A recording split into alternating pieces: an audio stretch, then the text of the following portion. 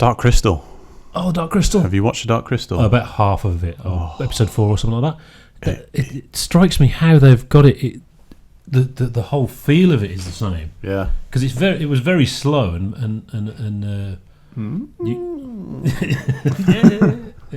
You know who's doing the voice? Yeah. Yeah. It's unbelievable. Awesome? It's unidentifiable. Yeah. He's obviously because it's his thing's there. It's based. What's his name? Simon Pegg. It's Simon Pegg, but obviously Simon Pegg is bound to be a big fan of the original, isn't he? Yeah. So he's going to be able to do that. And the scientist is Mark Hamill. For ages, I was like, he's so familiar. He's been like in Avengers or something. It's Mark Hamill. There's a certain feel of it. I can't quite explain it. It is just like it. And yet obviously there's massive CGI and these amazing views where it has to be CGI and not. They didn't build a model village and a model mountain and a model castle. There is a bit of documentary after the season's finished. Right, shows you how they're going to make it and all the work they get in.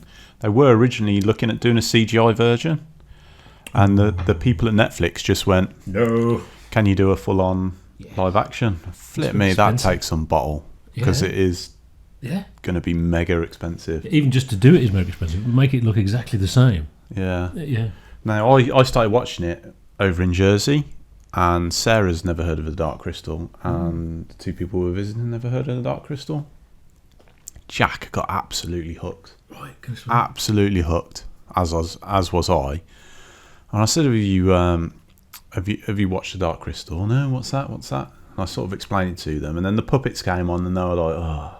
You could tell they were like, "Oh, it's God, not for kids." What the hell is this? We watched it as kids, didn't we? But it's not for kids. Yeah. I mean, there was always something very unsettling about the Dark Crystal. It was one of those things nasty, I watched as a kid that I was like, "Oh, I'm not sure about that." Yeah. But it's a bit like 2001. It sort of festered in the brain, and it aged like wine. Talking about wine again. And it's just sort of got better and got better, and you go back to it a couple of years later, and you're like, actually, this is really good, really good. Well, it's a stylistic thing, isn't it? That's like 2001. It's not even because the original doesn't have much of a story. I remember thinking it's fairly standard. Yeah, it's just to go and destroy the people. That's it. Yeah. But the new one has obviously a lot more going on, so that But it looks. Yeah, it looks so cool. It is one of the best things Netflix have ever done. Yeah. And it's a story of our times as well, really. So I read something about heroes and stuff like that, unlikely heroes in literature, and how the Lord of the Rings, no one expected it to take like it did. Yeah. And one of the things I reckon is it's sort of like after the Second World War, the story of some very normal people, normal little people in average towns going out and taking on the horde of Sauron, rang true with the sort of the things of the time. And actually the story of Dark Crystal feels very like that. You've got like these crazy people sucking the energy out of ordinary people, and the ordinary people sort of decide they've had enough, and they're going to have a go. The line is drawn here. You shall not pass. But actually, no, great. Yeah, I was really, really impressed. Yeah, it ticked all the boxes of what we hoped it would be. Yeah. The Chamberlain. Was that something Yoda? I can't do it.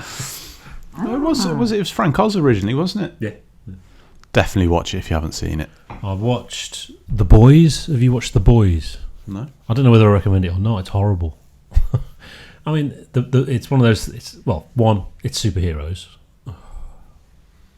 2, it's superheroes, but they're awful. Well, that's been done before, hasn't it? That's it's Watchmen, and then they tried to do it with Batman versus Superman, and it was terrible. But this is very good in that it's quite extreme in that the superheroes are the baddies. Superman is an awful person. He's just a terrible person. He's not evil. He's just a terrible person. He's just an arsehole, because if you were like that, you would be an arsehole, wouldn't you? You think, well, I can just do what I like. Yeah, but not if Kevin Costner says, I can't remember what the thing they say in all the bloody superhero films. My name is Dancing with Wolves. Kevin Costner's Responsibility. Yeah. We're great. Power comes great. Really, yeah, bollocks. Yeah, definitely not for kids. So there's this. They tell the story by this. There's a new one. There's a new superhero who's innocent and believes in the bar, and joins the superhero team. The Super Friends, or whatever they're called. It's DC Super Friends. It's Justice League, obviously, and Aquaman basically forces us to suck him off, or he'll get a kick out of the team. It's that kind of thing. But then you get to the conversation they having Clark's about Superman's super cum. I remember that. Yeah. He'd have to wear a kryptonite condom, which would kill him. Movie history right there. Mm-hmm. Yeah, you say it's not for kids. It's definitely not for kids. Dark Crystal is rated 7+. I know. Well, yeah. I mean, I had a kids. I remember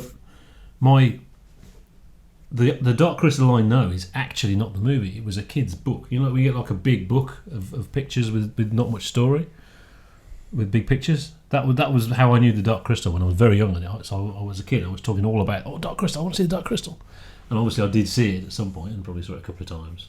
So it was definitely aimed at kids, but it's quite nasty. This series, there's parts in it where you're like, wow, the violence. Yeah. Well, the torture device thing. The torture device, and that scientist. There's a point where the scientist goes absolutely mental on some creature, and you're like, flipping at 7. This is nightmares. This is nightmare territory. Yeah. I mean, we're just looking at the Skeksis, what they call Skeksis. Skeksis. Yeah. Just the look of them is horrible. Yeah. When they're eating that meal and the snot coming out their nose and it goes in the dinner. Yeah. But they're also falling apart, aren't they? Yeah. He pulls his finger off. And there's a reason for that. Yeah. But it's a very clever. It is a prequel, but that's not a problem.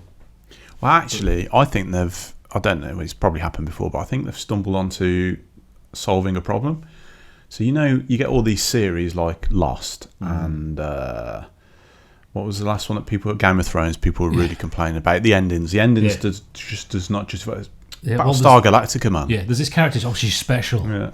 You can see it happening in Picard as well. Yeah. Oh, she's the chosen one. She's special. I don't know what it is. They haven't decided yet. But Dark Crystal doesn't have that problem because the ending's already done. Yeah. The ending's already done. There's a film of the ending, so you actually know how it's going to pan out. So that whole problem just goes away. Yeah. But to be able to do that, it has to carry much more than just the story, which obviously it does. You can just watch it. I can watch it without the sound on. Yeah. And it just looks so awesome. Yeah. Yeah,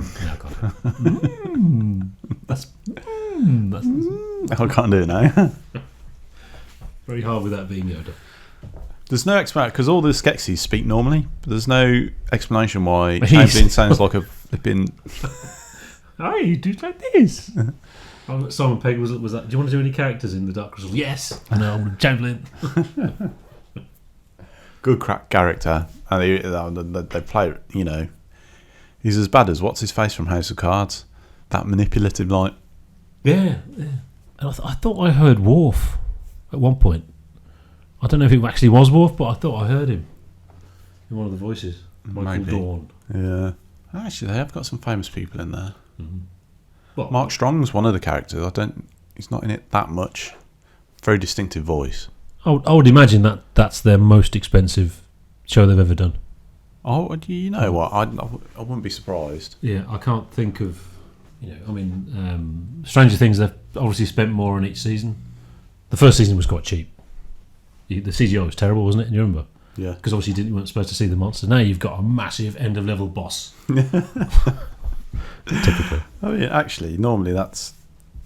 What did you think of the last season of Stranger Things? Better than expected. Better than the second season. Yeah, I agree with that. I saw a curve, but it did go up a bit. It was and it's much less scary, but they figured out how to carry on with it. Because it was a story on its own, wasn't it? It was one season. And, too many characters. That's the problem. I don't understand why they're so short, the seasons, though. Game of Thrones, it's like 13 episodes a season or whatever, or Breaking Bad, they had one season that just seemed to go on forever. But why can't they do a full-on... Well, I think the problem is I remember old school US TV, a season was 26 episodes, and a traditional UK season was 6. Yeah. Strangely. But there was the writer's strike, and then there was a big thing, and then they switched to 13 for a season. And then Well, if you think about it, a normal TV thing would be half an hour. Yeah. So these things are an hour long, so 13 kind of makes sense. I suppose so. Yeah. But I heard, I can't remember where I heard it, but there is a problem with, although the Netflix algorithm seems fantastic now, you know, it seemed at one point it was good, and then it seemed like they just made loads of crap, and now they seem to be making really good stuff again. The problem is there's no incentive for them to make more seasons of things, because more seasons of things won't get new subscribers. New shows will get new subscribers, and once it's there, it's just there, and that's it. You know, they don't need to make any more of it. Oh yeah, that makes sense. That does. That's not necessarily a bad thing, because if they make new things rather than making more and more of something that gets less and less good. Yeah, that's true. Which tends to be the way. Notable exception was Battlestar Galactica. Yes, which right until the very end was very good. Was pretty awesome. The sort of last half of the last season was the problem, wasn't it? Yeah. Everything else was fine. Oh no, we've got to start tying things up now. What are we going to do? I know. What does any of this mean? Let's make Starbuck an angel. And then she just disappears. We'll have an epic battle, and it's going to be amazing, and then they'll go meet on the bridge, and then, oh, frack this. Game over.